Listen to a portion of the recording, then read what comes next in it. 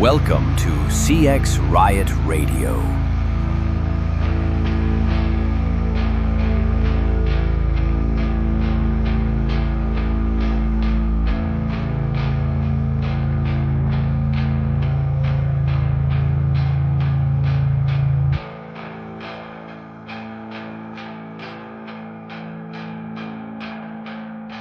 Now roll that beautiful bean footage.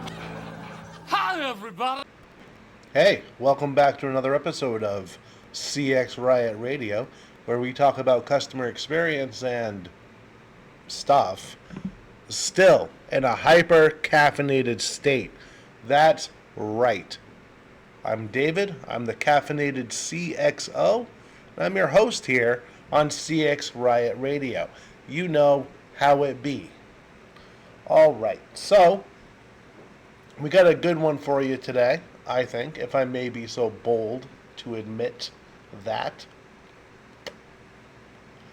And this one falls more in the realm of stuff, right? It's customer experience and stuff.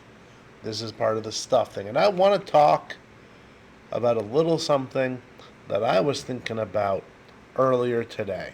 And it got my mind all racing and stuff like that. So we're going to talk about it. Before we begin, though, I'd be regretful if I did not have a call to action right in the beginning of the episode. Because, go ahead, hit that like button. Subscribe, comment, share the show so we can make the show grow. Buy my books, buy my merch. They're all on the link tree that's in the description. It's all good. It's all good. All right. Really just wanted to get that part out of the way. You know how it be. So you ever notice how everyone loves to talk about success, but nobody really wants to unpack their failures? We all do it. We all post our wins, our promotions, our new houses. It's all over our social media feeds, our personal highlight reel of our lives. But failures? That stuff stays locked in the trunk, doesn't it? Here's the thing, though, and this is what I was ruminating earlier. Failure is where this real story lives. It's where the version of you that can succeed actually gets built. So not many people know this about me. Mostly because I don't talk about it often enough. But when I was 20, 21, that's years old. When I was 20, 21-ish, I lived in a van. Not the cool influencer converting a Sprinter into a mobile office kind of van. No. It was a fucking minivan. And it was affectionately called the Puke Wagon because, one, I was in a band called the Pukes back then. And two, on my 21st birthday, my friend drank half of a 40 and then vomited all over the window inside the van, which was pretty fucking gross, to be honest. That's okay. It was his first time drinking. Right? And it was a King Cobra, if I remember correctly. So yeah, the puking was probably justified. But no, it was a real van. It was a real minivan. It was powder blue. And I'm talking the kind of van where, I'm talking about the kind of thing here where I was broke, I was cold, and I bounced between a park and ride and a Denny's and a Walmart parking lot. That's where I lived. At night, I would park there. In the day, I would go hang out with my friends, I would drink, or I would panhandle. Not very successfully, by the way. I'm not good at sales, but I made do. And every morning, I'd wake up cold. It was September in Maine. That was towards the end, but it was cold. There was fog on the window.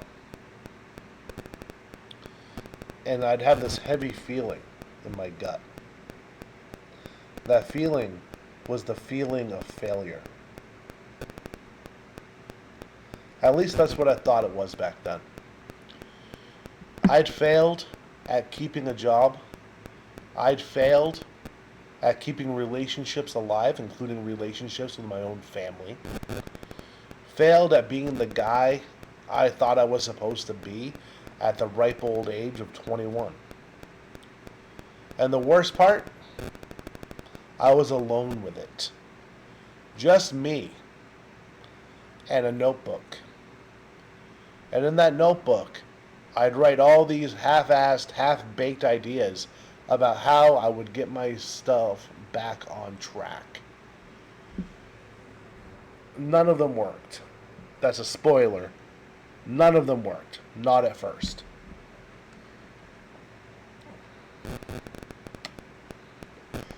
But each failed idea, every time I think I had it all figured out and it'd fall. See, the thing is, every time I thought I had it figured out, that I thought I was going to get my shit together, it'd all fall apart again. And that's where I started learning how to think differently. When you've got nothing to lose, and I mean absolutely nothing, except for a van, you stop pretending you know everything, and you start experimenting. That's where fail fast, fail often really started for me. Not as a bullshit, rah-rah, you can do it kind of mantra, but as a survival tactic.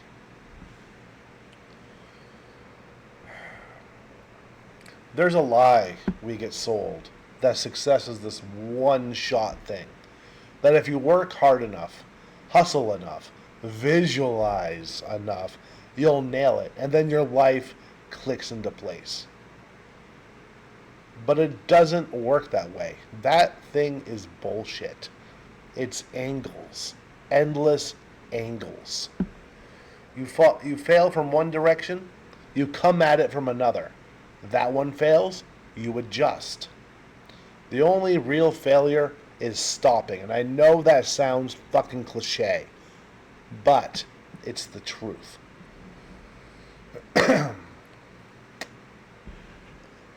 The only failure is stopping. Or worse, letting your ego convince you that it's someone else's fault or that it's not worth trying again. In his book, Failure Rules, Anthony Thorpe King talks about failure mining. Basically, digging into your own wreckage for lessons. He even talks about putting a kind of ROI on failure, measuring what you gained from it. And when I was reading that book, man, it's a fantastic fucking book. It's long. I'll give him that. But it's fucking good. Alright?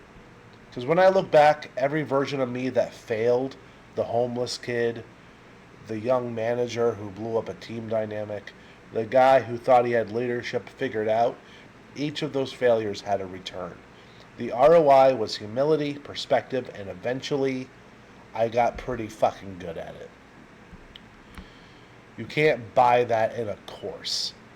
You have to earn it through embarrassment, through rejection, through being wrong in public. And I know that's a lot of people's number one fear.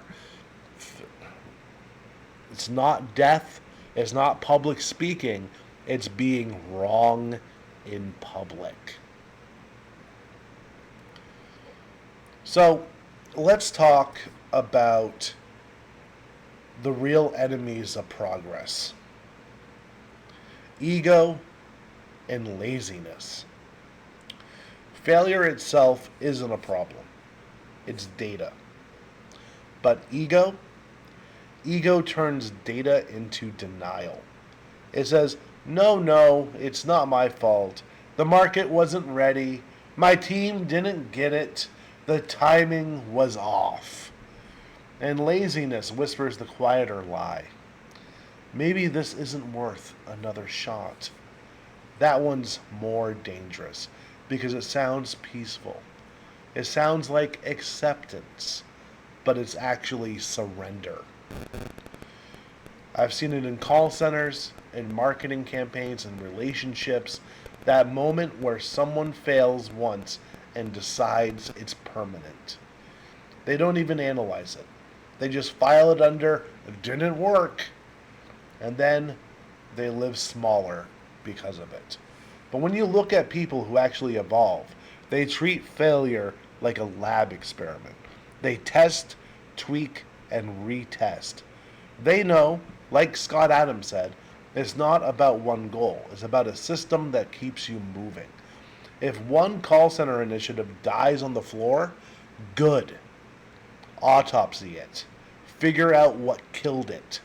Then use its bones to build the next one stronger. So, let me be real here, alright? I didn't just fail when I was fucking 21, right? I've had my share of customer experience initiatives that crashed and burned. I'm the first one to admit it. I've had relationships crash and burn because I was either too stuck up my own ass or I'm really bad at correspondence. I'm really bad at replying. I'm really bad at things like that. So I apologize to anybody that I've done that to. But let's keep this business related. I've had my share of customer experience initiatives crash and burn. Programs I swore would change the fucking company. Coaching systems that nobody bought into. Automation plans that died under their own complexity.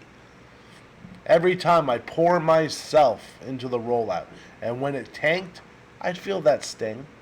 That voice saying, hey, you fucked it up again. But over time, I realized the graveyard of failed ideas wasn't a sign of incompetence, I hope.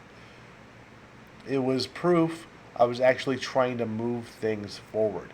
The only people who don't have a trail of failures behind them are the ones who never stepped the fuck up in the first place. So I started cataloging my failures, literally keeping notes on what went wrong. We missed buy-in from the front line. We over-automated and under-communicated. We didn't pilot small before going wide. Rookie fucking mistakes, right? But if you don't make those fucking mistakes, you won't learn to not make those mistakes. Or you can study the failures of others. That works too. So that notebook of failures became my playbook. So Andrew Thorpe King wrote about 5 failure rules in his book, Failure Rules. And while I won't list them all, because you should buy his fucking book, here's the essence. Failure can refine you if you let it. Rule 1. Fail purposefully. Meaning don't crash randomly. Choose the risks that will teach you something. Rule 2. Analyze relentlessly. Failure without reflection is just chaos. Rule 3. Tell the story. Owning your failure strips it of its shame. Rule 4. Extract the gold. What did this reveal about your blind spots, your habits, and your assumptions? Rule 5. Redeploy. Take what you learned and go again. Those 5 steps line up perfectly with the life I've lived. From that van, to leading teams, to building a brand that talks about failure openly, it's all the same process. So the deeper I've gone in my life and career, the more I've realized failure shapes character, not outcomes. Anyone can win once. That's just timing, luck, momentum. But to fail publicly, painfully, repeatedly, and still stay curious, that's rare. Character isn't built in victory laps. It's built in the quiet mornings after everything fell apart and you still get up to try again. When I see someone on my team fail, like really fucking fail, I don't judge them by the mistake. I watch how they react to it. Do they deflect? Do they blame other people? Do they blame other things? Or do they analyze, adapt, and grow better?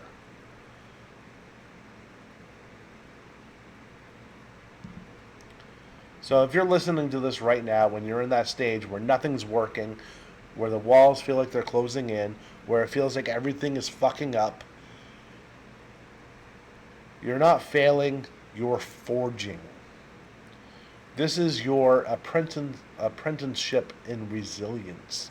And resilience doesn't come from success.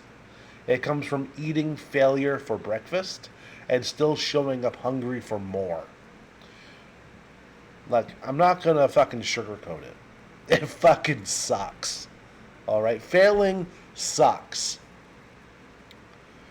When you fail at love, at work, at building something that mattered to you, it breaks something inside. It really does. But that's where the light gets in.